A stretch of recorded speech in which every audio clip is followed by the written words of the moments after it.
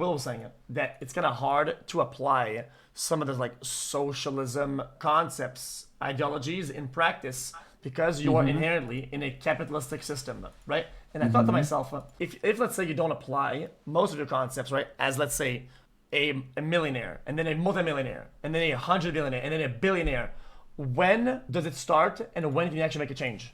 A really good question. I think a lot of people mistake what socialism is with just being rich or like an overall hatred for the wealthy.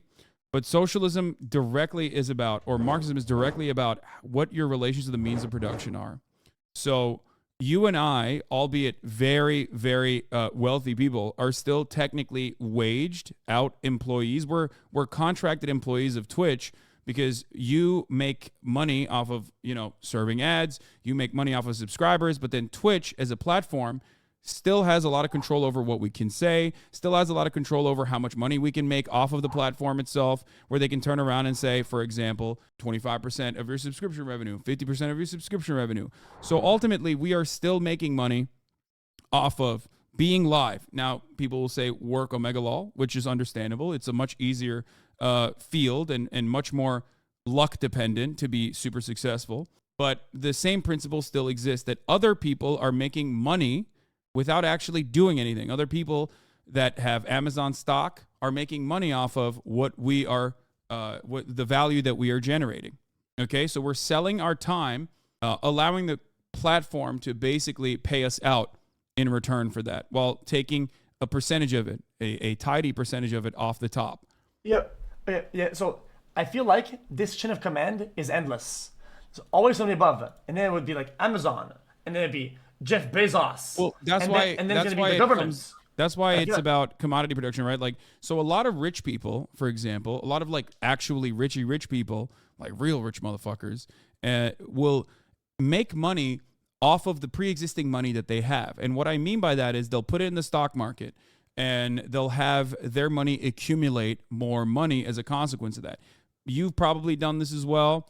I suspect, and others have done as well. I even advocate for it personally to do in the form of a 401k. That yeah. is capital.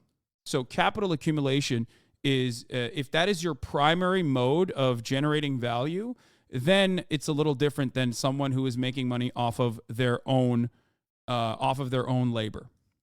Okay, makes sense. So that's the difference. It's not about how much money you have. And if you ask me if there's like a maximum wealth, that's a little bit more complicated. I don't know exactly what would be the maximum wealth in that situation, right? I'm sure there is like an amount of like abundance of wealth that is like uh, so much that it's like ridiculous that you have it. So I do agree on that. But ultimately, um, it's about how you make your money, not how much money you have in general. Oh, okay, yeah, I guess that makes sense. So do you think in practice you would be able to reroute people's mindset and thinking to a point where they function with these like new motivators? Because people are motivated by the competition, right? The fact that they have upside potential. If they work hard, they'll get rich as fuck and they're gonna ball out, right? Do you think that you can remodel people's brains and thinking patterns toward the like I'm gonna spend time to learn this trade and do this, right? You know, I'm gonna earn as much as everybody else, right? Like that. Do you think?